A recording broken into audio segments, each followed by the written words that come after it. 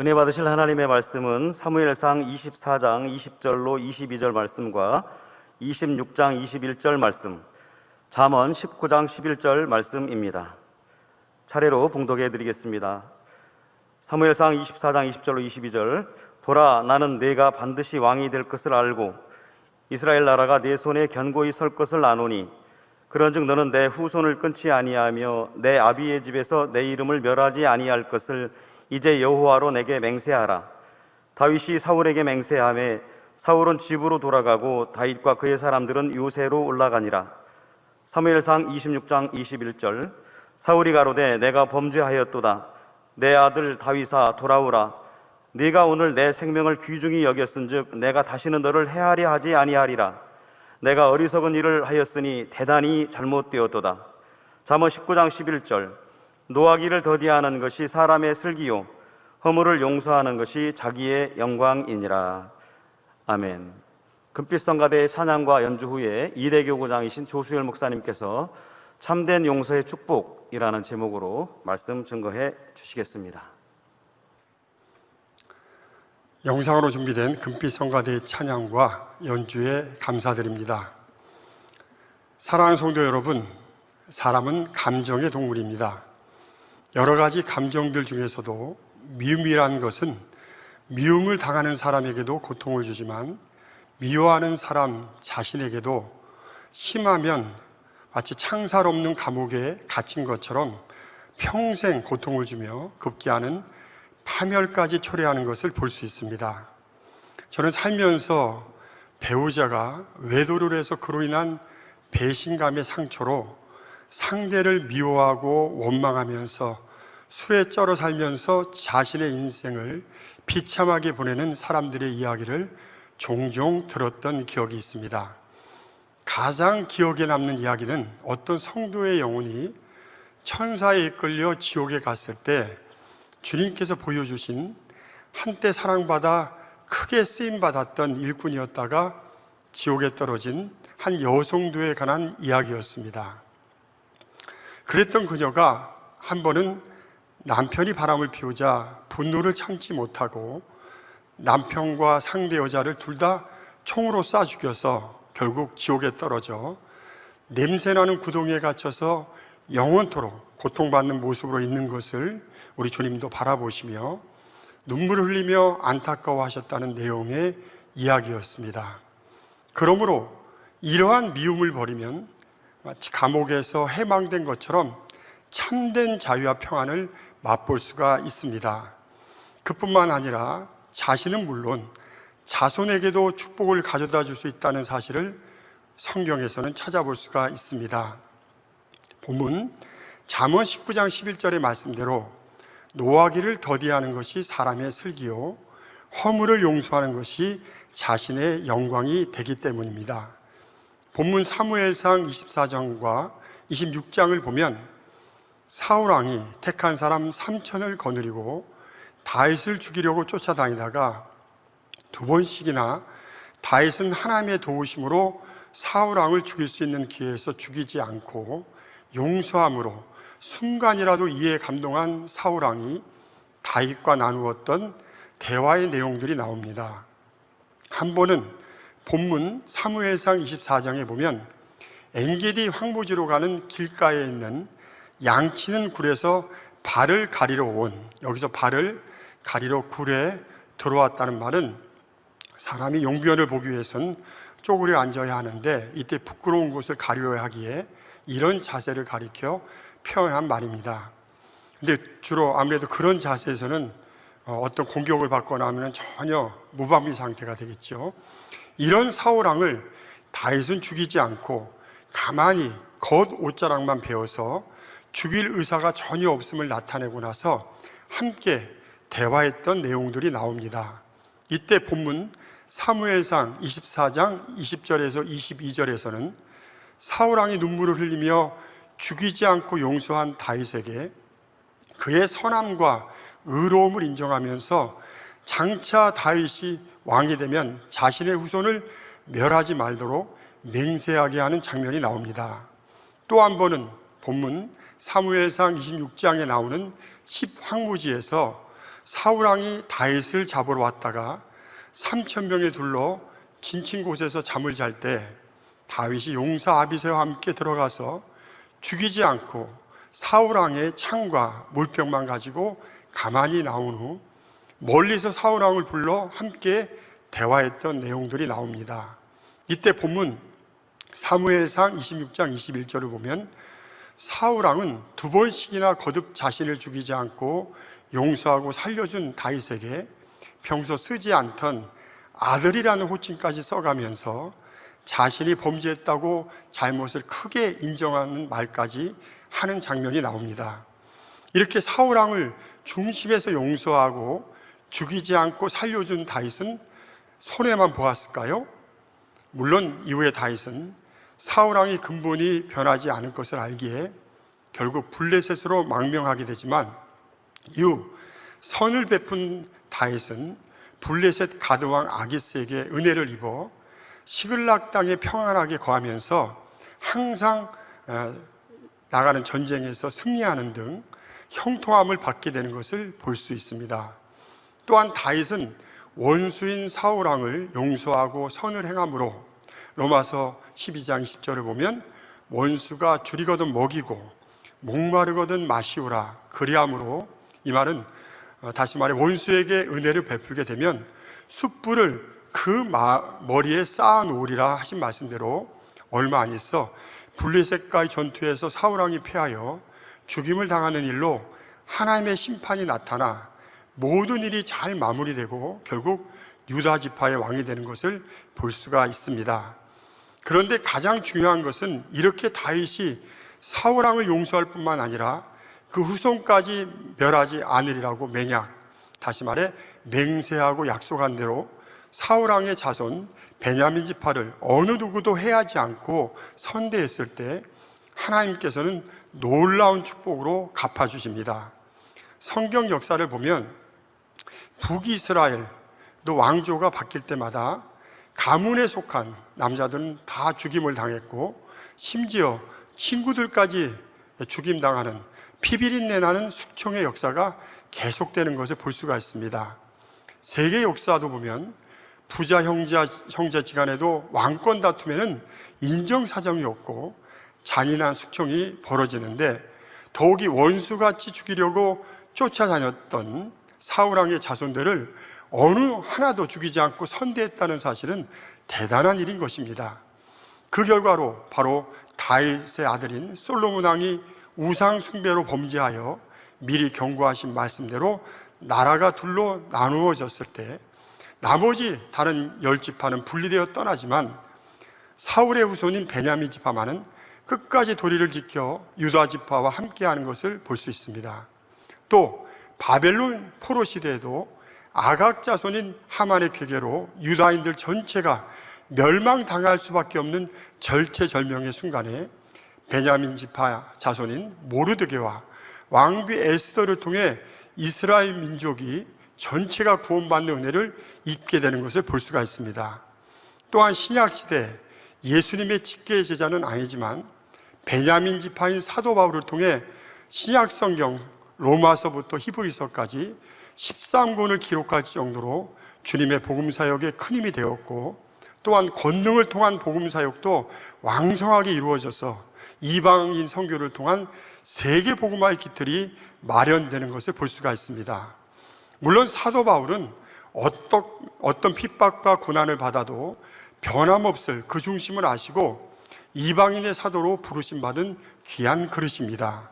그러나 하나님의 말씀은 1.1핵이라도 떨어지지 않으리라고 하신 말씀대로 이 모든 것이 영적으로는 다 연결되어진다는 뜻에서 말씀드리는 것입니다. 이렇게 다윗이 사울왕을 용서하고 나서 세운 맹세와 약속대로 베냐민 지파를 선대했을 때 다윗의 자손인 유다 지파와 사울왕의 후손인 베냐민 지파 사이에는 서로 은혜를 입히는 효력이 끝까지 나타났던 것을 볼 수가 있습니다. 이처럼 상대를 중심에서 용서할 때 자신뿐만 아니라 자손들까지 함께 축복을 받는 것을 볼 수 있습니다. 이것은 오늘날 참된 용서의 축복을 받게 되면 자신뿐만 아니라 자신이 속한 가정, 교회, 사회까지 축복이 임한다는 것을 의미합니다.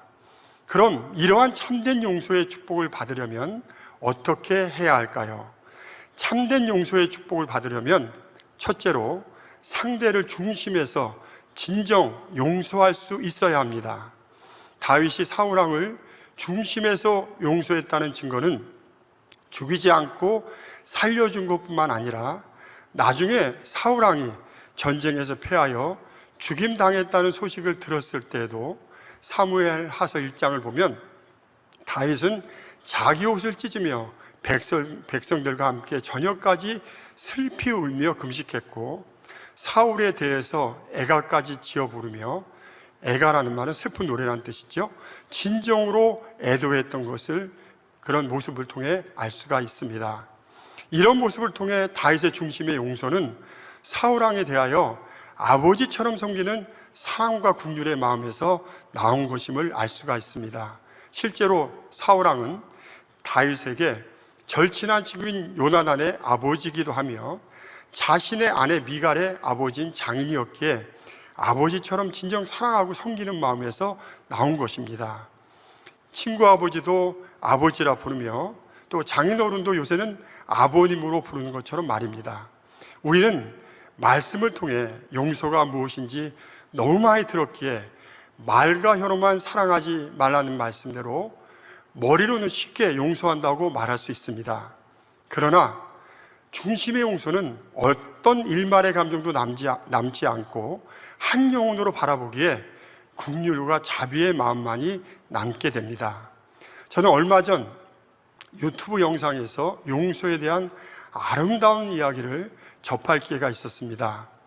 미국 달라스의 한 아파트 3층에 살던 어느 여자 경찰관이 퇴근 후에 애인과 심각하게 문자를 주고받다가 엘리베이터에서 3층에 내린다는 것이 4층에서 잘못 내려 다른 집에 잘못 들어가는 일이 발생했다고 합니다. 그런데 문제는 이때 자기 집인 줄 알고 착각한 여자 경찰관은 소파에 앉아 어두운 곳에서 불을 끈 상태에서 TV를 편하게 보던 보탐진이라는 카리브 섬에서 이민 온 26살 된 바로 그 집 주인이죠. 그 집주인은 흑인 회계사 청년을 강도로 잘못 오인하여 연속으로 권총을 잘못 발사하여 죽게 하는 끔찍한 사고가 발생했다고 합니다. 이 일로 인해 당시 검찰에서는 경찰로서 남의 집에 들어가 확인도 안 하고 무조건 권총을 발사해 죽게 한 죄로 직권남용죄와 살인죄를 적용하여 무기징역을 구형하였고, 배심원단에서도 법정 최고형을 구형하려고 했습니다. 그런데 결과적으로 법원은 5년 뒤 가석방이 주어지는 10년형을 선고하자 이유수가 전국적으로 화제가 되었고, 그 지역 흑인사회에서는 흑인 차별이라고 분노가 극에 달해 대규모로 항의하는 사태가 벌어지는 상황까지 이르렀다고 합니다. 그런데 이때 최종 공판 시에 그 청년의 18살 된 남동생인 브렌트 지는 18살이면 우리나라 나이로 이제 고등학교 한 2학년, 3학년 되겠죠. 자기 형을 쏴 죽인 여자 경찰관에게 나는 당신을 한 명의 사람으로서 사랑하며 어떠한 나쁜 일도 심지어 감옥 가는 것조차도 바라지 않는다며 남은 삶을 그리스도에게 바치기를 바라며 그러면 하나님의 용서를 받을 수 있을 것이라고 말했다고 합니다. 그러면서 담당 판사에게 그 여자 경찰관을 한번 포옹할 수 있기를 어렵게 부탁한 후에 허락받아 포옹했을 때 오랫동안 두 사람 사이의 흐느낌은 법정을 가득 채웠다고 합니다. 여기 관련 화면 사진이 나오지요. 마치 원수가 아니라 남배같이 친한 사람들끼리 만나 뜨겁게 포용하는 그런 장면으로 보입니다. 이 소식이 미국 전역은 물론 전 세계에 전해져 참된 용서와 사랑이 무엇인지 많은 사람들에게 감동을 주었다고 합니다. 자기의 친형을 죽인 원수도 이렇게 그리스도의 사랑으로 중심에서 용서하는데, 오랫동안 성결의 복음을 들으며 당회장님께로부터 최고의 선한 가르침을 받은 우리들은 어떻게 해야 할지 저도 깊은 감동을 받으면서 제 자신을 많이 되돌아볼 수 있는 시간이 되었습니다. 사랑하는 성도 여러분, 우리도 그 동생 브렌트 신처럼 참된 그리스도인이라면 말로만이 아니라 중심에서 누구라도 용서할 수 있어야 하겠습니다. 중심에서 하는 참된 용서는 내 자신뿐만 아니라 주변의 사람들도 함께 느끼고 감동을 받을 수가 있습니다. 용서는 한다고 했는데 행함이 따르지 않는다면 이는 중심의 용서가 아닙니다. 상대를 진정 중심에서 용서했다면 상대를 위해서 기도할 때 당연히 눈물의 기도가 나오게 될 것입니다.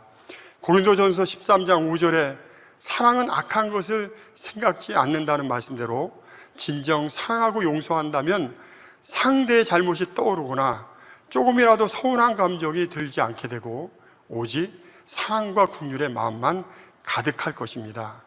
사랑하는 성도 여러분, 상대를 중심에서 용서할 수 있기를 바랍니다. 참된 용서의 축복을 받으려면 둘째로 상대를 불쌍히 여기며 포용할 수 있어야 합니다. 성경을 보면 용서하는 것과 포용하는 것에는 큰 차이가 나는 것을 압살롬의 이야기를 통해 알 수가 있습니다. 다윗 왕의 아들인 압살롬은 자기 친여동생인 다말을 이복형 암논이 강간한 후 미워하여 내쫓은 일로 인해 감정을 쌓아두었다가 오랜 시간이 흐른 후 양털을 깎을 때가 되었을 때 기회를 봐서 자기 종들을 시켜 이복형 암논을 죽게 했을 때의 일입니다. 자기 어머니 마아가가 그스왕 달메의 딸이기에 외가인 구슬 땅으로 일단 망명한 압살롬은 몇 년 후에는 요압 장군의 중재로 인해서 결국 다윗이 용서해 주므로 다시 자신의 집으로 돌아올 수는 있었습니다. 그러나 아들 압살롬은 망명지에 돌아와서도 계속해서 아버지 다윗이 만나주지 않음으로 인해 압살롬의 마음에는 서운함이 계속 쌓이게 되고 결국 아버지 다윗을 배신하는 불행한 사태까지 이르렀던 것을 볼 수가 있습니다. 만약 다윗이 압살롬을 중심에서 용서하고 이어서 포용하고 소통하며 그 마음을 풀어주기까지 했다면 그런 마음 아픈 배신의 일은 일어나지 않았을 수도 있었을 것입니다. 물론 영계의 법칙상 이것은 다윗이 충신 우리아의 아내 밧세바와 간음하고 그것을 감추기 위해 그 남편 충신 우리아를 전쟁터 선봉에 고의로 세워 죽게 함으로 다윗에게 내려진 보응이므로 사람 편에서 하나님 앞에 치러야 할 분명한 대가였습니다.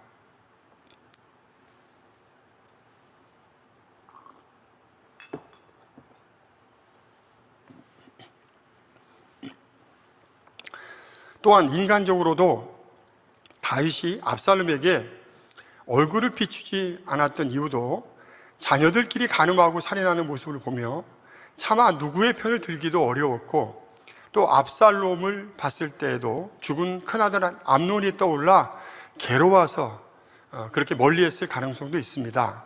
그러나 상대 입장을 더 깊이 생각하고 배려하는 포용의 차원에서 본다면 압살롬의 입장에서 볼 때 충분히 그렇게 생각할 수도 있고 그렇게 다윗이 압살롬의 마음을 풀어주었다면 또 다른 결과가 나올 수도 있었다는 말입니다. 이렇게 용서와 포용은 성격이 다른 것입니다. 참된 용서는 포용하고 다시 함께 화해하고 소통하는 것입니다. 조금 전에 동생 브렌트진도 자신의 형을 죽인 여자 경찰관을 중심에서 용서할 뿐만 아니라 포용하고 함께 화해하고 소통했기에 참된 사랑으로 모든 사람들을 감동시킬 수 있었다고 저는 생각합니다. 미워하지 않는 것과 사랑하는 것은 차이가 있습니다. 때로는 가까이 하지 않고 멀리하거나 무관심해버리면 미운 감정을 잊고 편하게 살기에 미워하지 않는다고 착각할 수도 있습니다. 그렇다고 사랑하는 것은 결코 아닙니다. 그러므로 미워하지 않는다면서 멀리한다면 참된 사랑이 아닙니다. 사랑에는 더 적극적인 행함이 따릅니다. 함께하는 과정에서 고통을 함께 나누거나 또 마음 아파할 때도 생기므로 많이 힘들 수도 있습니다.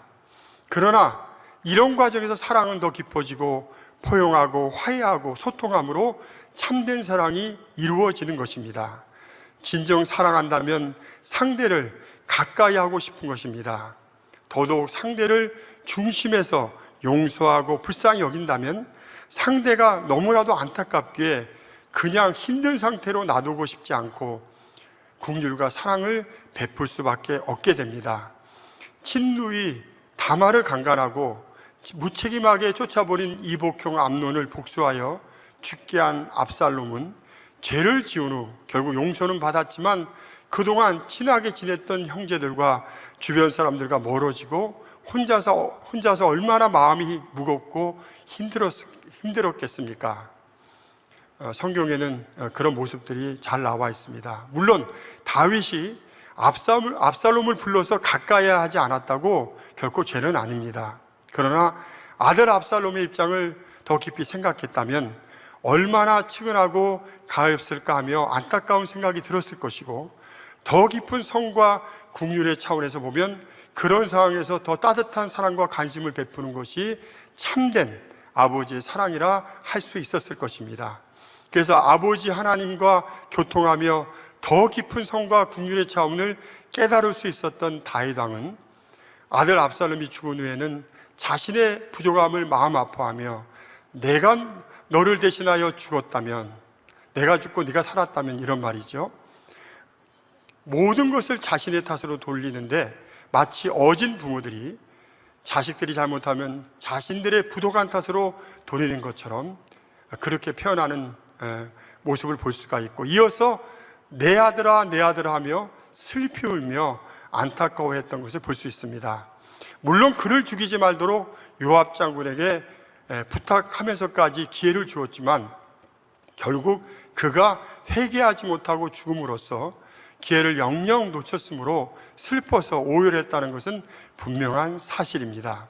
하지만 다윗이 아들 압살롬에게 그동안 대해왔던 자신의 입장을 돌아보며 깊이 생각했다면 충분히 그렇게 마음 아파할 수 있었다는 말입니다. 저는 어느 라디오 방송에서 사람은 죽을 때가 되면 가장 후회하는 일이 하나가 있다고 하는 말을 들은 적이 있습니다. 그게 뭘까요? 그것은 잘 먹고 잘 살지 못했던 것을 후회하는 것이 아니라 사랑은 돈 드는 것이 아닙니다. 그러기에 사랑을 더 줄 수 있었는데 못 주었던 것이, 더 잘해주지 못했던 것이 가장 후회가 된다고 합니다. 저는 이 말을 들으며 참 마음에서 공감이 많이 갔습니다. 우리가 천국에 가서도 분명 용서는 한다고 했지만 더 손 한 번 잡아주지 못하고, 더 따뜻한 관심을 가져주지 못하고, 더 포용하지 못하고, 더 소통하지 못했던 일들을 가장 후회할 것이라고 생각합니다.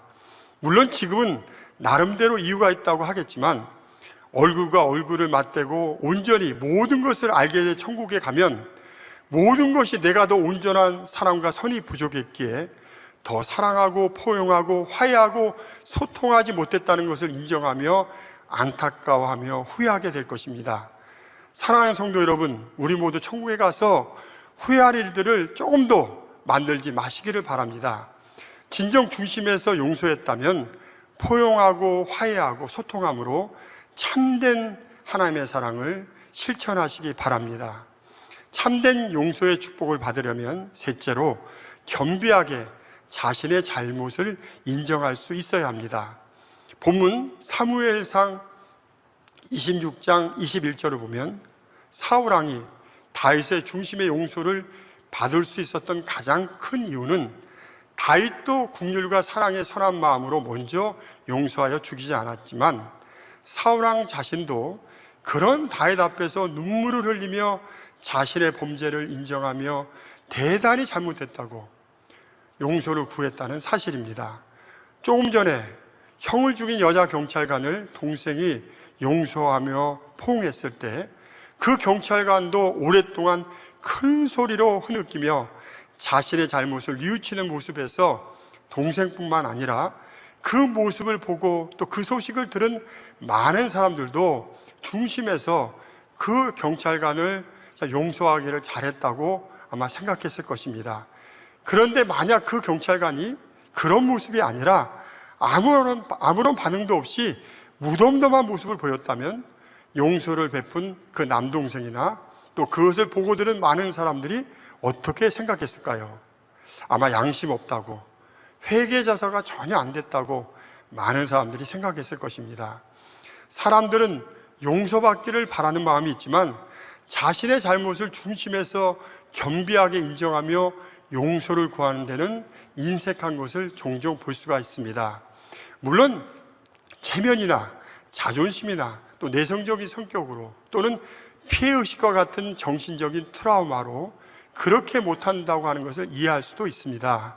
그러나 온전한 사랑은 두려움을 내어 쫓는다는 말씀대로 온전한 사랑을 이루면 어떤 트라우마도 이겨낼 수가 있습니다. 더욱이 중심에서 용서의 축복을 받고 더욱 온전한 모습으로 변화되려면 겸비하게 자신을 낮추며 잘못을 인정해야 하는 것입니다. 이렇게 자신을 낮추고 겸비하게 용서를 구하는 진정 어린 모습을 보일 때 남은 자존심과 성격의 틀을 더 철저히 깨트리고 더 온전한 자로 변화되어지며 또한 참된 용서의 축복도 받을 수가 있는 것입니다. 저는 얼마 전 신문기사에서 감동적인 기사를 읽었던 적이 있습니다. 유럽 덴마크에서 축구 경기를 하는 도중에 심판이 잘못 오심해서 한 팀에게 크게 손해를 입히므로 그 팀 선수들이 심판에게 크게 항의할 때 벌어진 일입니다. 먼저 공격하는 팀의 선수에게 상대팀 선수가 반칙을 했으나 공격팀 선수는 상관없이 계속해서 골문까지 달려가서 골을 넣으려고 하는 결정적인 순간 바로 주심이 반칙 휘슬을 불어 그 공격을 중단시킨 것입니다. 운동 경기에서는 어드밴티지 룰이라고 해서 상대가 반칙을 해도 공격하는 팀에 문제가 없다면 공격하는 팀의 어드밴티지, 그러니까 유리하게 경기를 계속 진행시키는 것이 관례인데 이때 주심은 잠시 다른 곳에 신경을 쓰다가 골대까지 간 선수를 보지 못하고 경기를 안타깝게 중단시킨 것입니다. 이에 격렬하게 항의하는 공격팀 선수들에게 주심은 바로 그 자리에서 무릎을 딱 꿇고 진정으로 사과하는 모습을 보이니 바로 그 팀의 선수들은 이내 노여움을 풀고 오히려 주심의 등을 두드리면서 위로하며 일으켜 세우며 일이 잘 마무리되었다고 합니다. 유럽 사회에서는 동양 사회처럼 무릎 꿇는 일이 흔하지 않습니다. 그러나 주심이 진정으로 무릎 꿇고 용서를 구하니 오히려 합력하여 선이 이루어진 것입니다. 사랑하는 당장님께서도 설교 때 영적인 단어를 혹 잘못 사용하신 경우 우리가 볼 때는 별거 아닌데도 또 당장님 입장에서 우리가 이해할 수가 있죠. 많은 성도들 앞에서 눈물로 사과하는 모습을 보일 때가 있으셨습니다. 아마 그 부활체, 온전한 영체 이런 설교하실 때 그 단어에 대해서 이렇게 잘못 사용하시고 그렇게 사과하셨던 제가 기억이 있습니다. 그런 당회장님이시기에 부모들이라도 자식에게 크게 잘못했다면 무릎 꿇고 진정으로 사과를 해서라도 자녀들의 상처와 노여움을 풀어주어야 한다고 말씀하셨습니다. 저도 제 아이가 엄한 체벌로 인해 저는 좀 아이를 엄하게 키웠습니다. 사춘기 때 불만으로 삐뚤어지려고 하는 모습이 나타날 때 중심에서 저의 잘못을 인정하고 제 아이 앞에 무릎을 꿇었습니다. 그렇게 사과하니 그 자녀의 노가 바로 풀렸던 것을 저는 체험할 수가 있었습니다. 그래서 교구장으로 처음 일꾼들을 맡아 관리할 때도 그때는 참 부족한 점이 많았습니다. 그러기에 뭔가 잘못했으면 연말이 될 때면 일꾼들에게 모임을 갖고 제 부족한 점에 대해 지적받기를 바라고 나를 내려놓았을 때 불만이 풀어지고 하나가 되는 것을 느낄 수가 있었습니다. 또한 신방할 때도 저의 부족한 모습을 솔직하게 드러내면서 깨닫고 변화되는 과정을 진솔하게 내려놓았을 때 그 뒤에서 성도들이 신방이 끝난 뒤에 목사님은 저렇게 부족한 모습이 많아 하며 무시하고 함부로 말하는 것을 한 번도 들어본 적이 없습니다. 오히려 주의 종으로서 겸비한 모습에 은혜를 받았다는 말만 주로 들었던 기억이 납니다. 그런데 잘못이 있으면서 오히려 안 그런 체 하며 성도들의 잘못만 지적했다면 아마 뒤에서 제 얘기가 많이 들렸을 것이고 당장님께서도 저를 불러 물론 확인을 하셨겠지만 이에 대한 지적은 분명히 받았을 것입니다. 이렇게 당자님의 가르침대로 오직 겸비하고 솔직하게 행했던 결과 저와 신방을 같이 다녔던 우리 주의종님들이나 육군들은 다 그런 것들을 기억하실 것입니다. 언젠가 당자님께서 제가 가운 봉사를 할 때였는데요, 가임을 입으시고 저를 보시더니 조수열 목사에 대해서는 안 좋은 얘기는 조금 더 안 들리고 좋은 얘기만 들린다고 하시는 말씀을 들었던 기억이 납니다. 제가 온전해서가 결코 아닙니다. 사도 바울이 나의 약한 것을 자랑하리라 하신 말씀대로 잘못했으면 바로 사과하는 솔직한 모습을 보이고 또 겸비하게 자신의 부족함을 인정하고 변화되어가는 모습을 그대로 간증하니 안 좋은 모습은 다 덮어지고 좋은 얘기만 들렸다고 생각합니다. 물론 지금도 부족한 모습이 많은 사람이기에 모든 사람이 다 좋게 얘기한다고 생각하지는 않습니다. 그러나 그래도 당자님 말씀대로 겸비하게 자신을 내려놓고 자신의 부족함을 인정하고 항상 솔직하게 행하려고 노력하니까 아버지 하나님께서는 많은 은혜를 주시고 항상 선하게 선한 길로 인도하셨다고 생각합니다. 참된 용서의 축복은 자신도 중심에서 상대의 잘못을 용서하고 불쌍히 여기는 마음으로 포용할 뿐만 아니라 자신이 잘못했다면 겸비하게 자신을 낮추고 진정으로 용서를 구할 때 쌍방간에 피차 받을 수가 있는 것입니다. 이렇게 겸비하게 자신의 잘못을 인정하고 용서를 구하는 것이 바로 진실하고 용기 있는 행동입니다. 그럴 때 상대의 마음에 감동을 끼쳐 온전한 용서의 축복을 받을 수가 있는 것입니다. 결론입니다.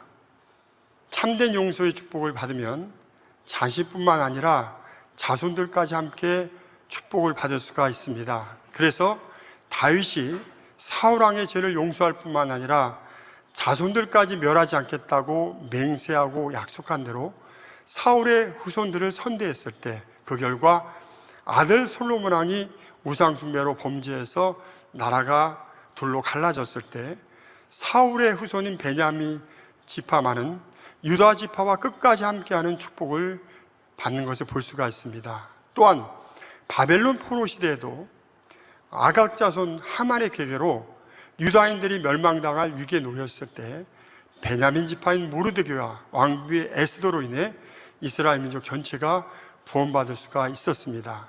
더욱이 신약에도 베냐민 지파인 사도 바울을 통해 유다 지파인 예수님의 복음이 이방에 널리 전파되어 세계 선교의 기틀이 마련되는 축복이 결국 영적으로는 다 연결되어지는 것을 볼 수가 있습니다. 그러므로 이 제단에는 하나님께서 당자님께 허락하신 놀라운 권능이 있고 또한 자신을 변화시키는 성결의 말씀이 있기에 우리 모두가 서로 진정으로 용서하고 화해함으로 소통하고 하나 되어 참된 용서의 축복을 받을 수가 있다면 능치 못할 일이 무엇이 있겠으며 또 이루지 못할 일이 무엇이 있겠습니까? 그래서 우리 모두 진정 사랑으로 하나 되어 만민을 향하신 모든 섭리를 이루어 나가야 하겠습니다. 그래서 이러한 참된 용서의 축복을 받으려면 첫째로 상대를 중심에서 진정 용서할 수 있어야 합니다.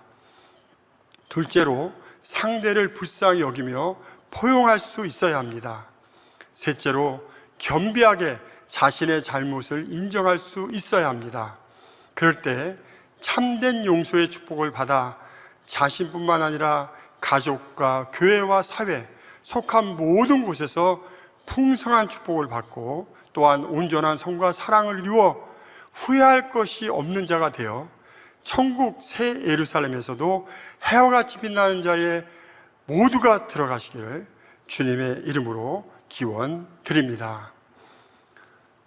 들으신 말씀을 참고하시며 기도하겠습니다. 사랑과 은혜가 풍성하신 아버지 하나님, 참된 용서의 축복이라는 말씀을 통해서 또 우리 자신을 돌아보며 또 만민이 이렇게 하나 될 수 있는 그런 귀한 시간을 허락해 주시니 감사합니다. 아버지여, 참으로 다윗이 사울 왕을 중심에 용서하며 맹세하고 약속한 대로 그 후손 그 자손들을 하나도 해하지 않고 선대했을 때 결국 그 맹약한 약속대로 그 자손인 베냐민 지파를 통해서 서로 다윗이 속한 유다 지파가 은혜를 나누는 것을 볼 수가 있습니다. 아버지처럼 이 용서라는 것은 참으로 내 자신뿐만 아니라 자손들까지 축복이 많은 것을 우리가 볼 때 진정 우리 모두 참된 용서의 축복을 받기를 원합니다. 그러기 위해서는 우리가 중심에서 상대를 진정 용서할 수 있어야 하며, 또한 상대를 불쌍히 여기며 포용할 수 있어야 하며, 또 내 자신이 잘못했을 때 겸비하게 나를 낮추며 또 그 잘못을 또한 인정할 수 있어야 된다고 했습니다. 그럴 때 우리가 진정 용서의 축복을 받아 하나님이 마지막 때 허락하신 이런 목자를 통한 놀라운 권능이 있고 또 자신을 변화시키는 성결의 말씀이 있는데, 우리 모두가 진정 사랑으로 용서하고 이해하고 소통하고 화해하고 하나 된다면 이루지 못할 것이 무엇이 있겠습니까? 이 재단을 향하신 아버지의 모든 섭리들 하나 되어 이룰 수 있기를 원합니다. 아버지 주신 이 말씀이 생명과 능력되어 아버지 앞에 마음껏 축복과 영광으로 나올 수 있도록 인도해 주옵소서. 우리 주 예수 그리스도 이름으로 간절히 기도하옵나이다. 아멘.